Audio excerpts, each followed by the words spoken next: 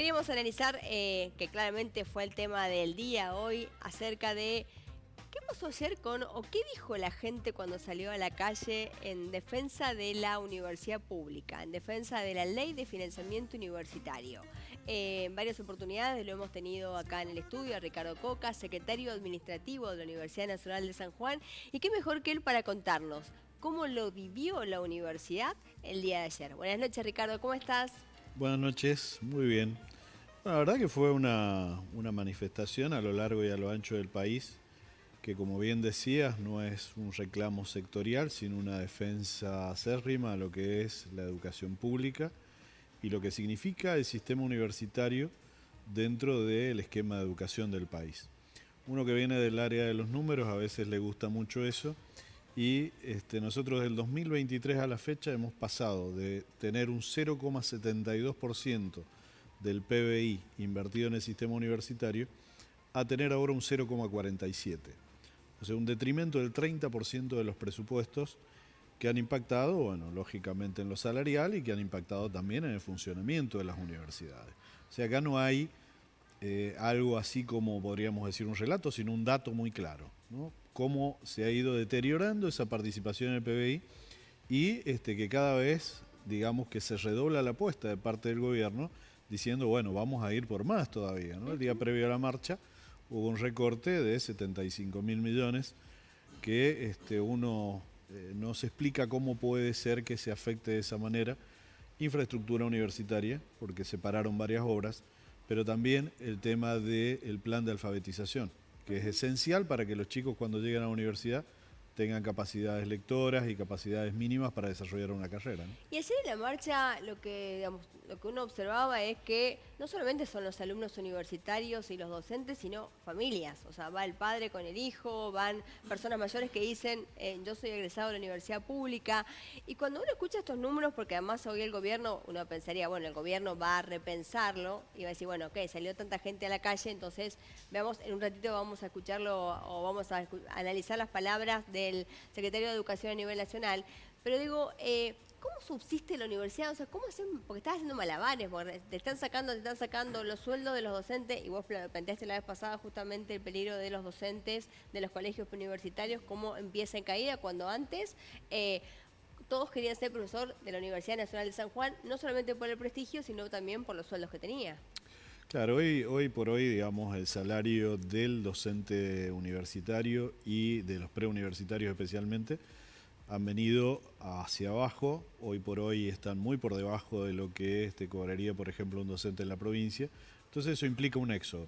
Hay que tener en cuenta en algo. Muchos dicen, la docencia es una vocación.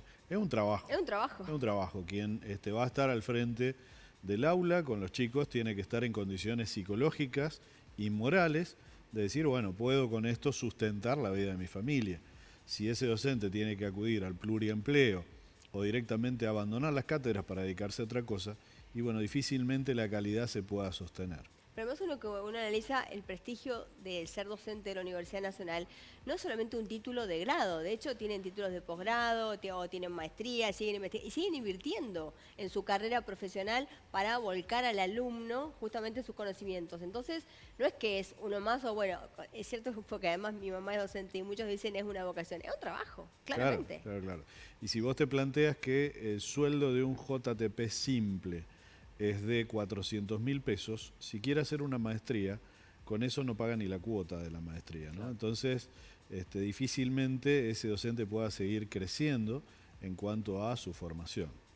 Ricardo, el reclamo que se dio ayer es, bueno, uno de los reclamos es el financiamiento universitario. ¿Cómo impactaría la implementación de esta ley que ya fue aprobada un par de veces en el Congreso de la Nación en las cuentas de nuestra universidad? Bueno, yo siempre digo que es muy difícil explicarle a un alumno de Derecho nuestro que el Congreso apruebe una ley, Claro. que el presidente la vete, que haya una insistencia y que después digan no la cumplo, ¿no? Entonces yo creo que aquí lo que se dijo ayer es, bueno, necesitamos el cumplimiento de la ley.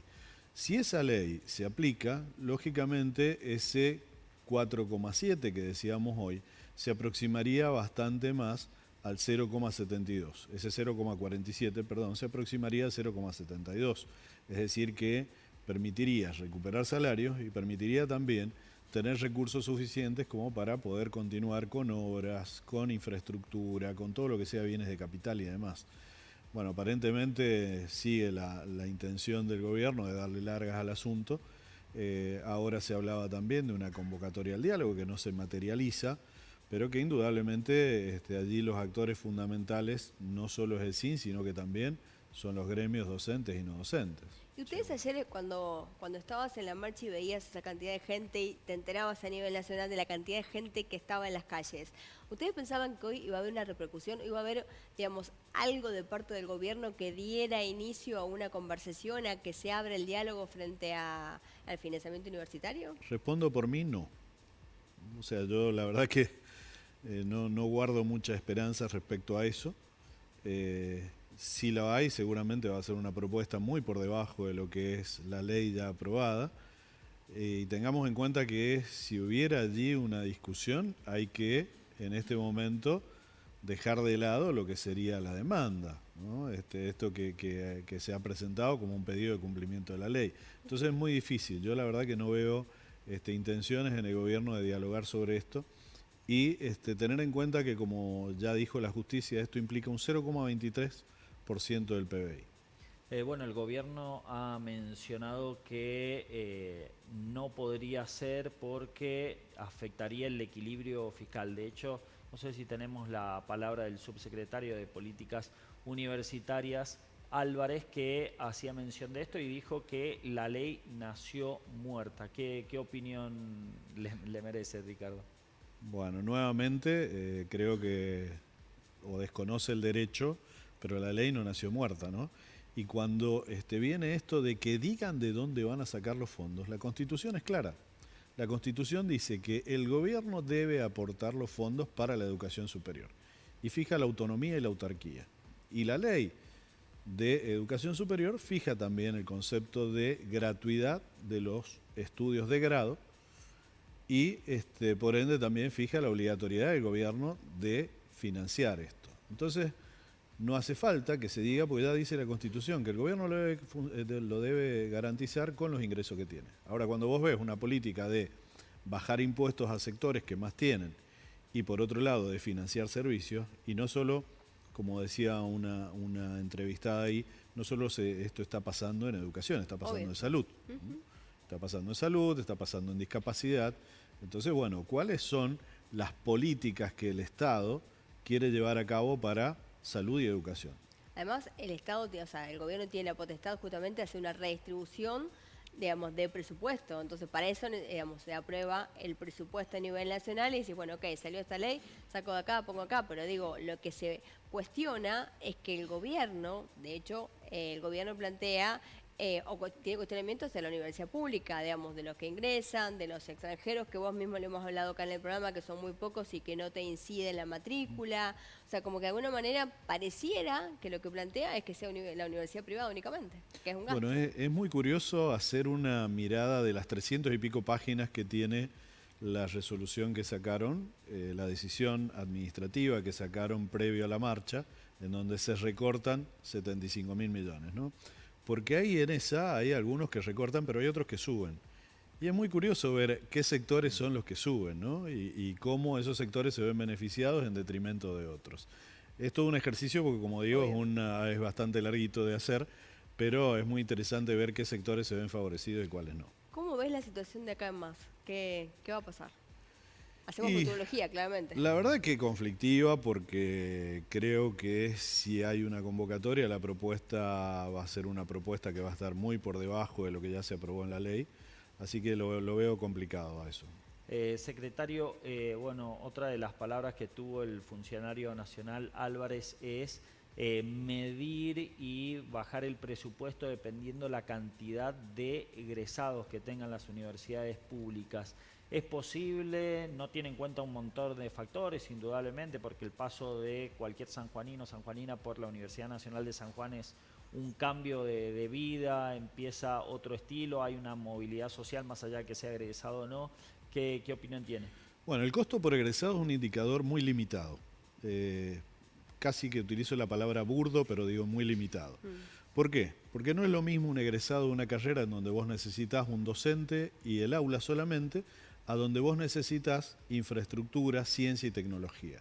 Es decir, no es lo mismo formar un ingeniero aeroespacial que formar a alguien que solamente lo hace a través del docente. Entonces ya el costo por egresado es un indicador malo.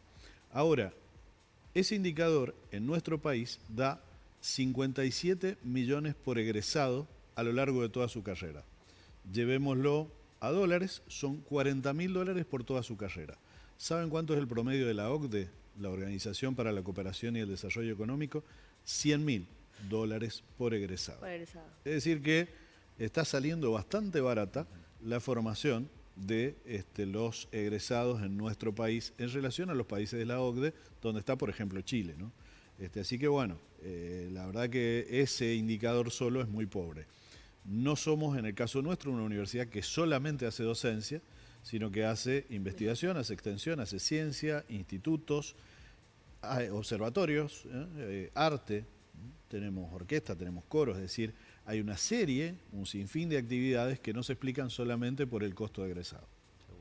Sé que situación compleja, pero la gente salió a decirle sí a la universidad pública. Creo que es uno de los temas que, independientemente del color político que tengas, creo que es un valor que en Argentina eso no se cuestiona.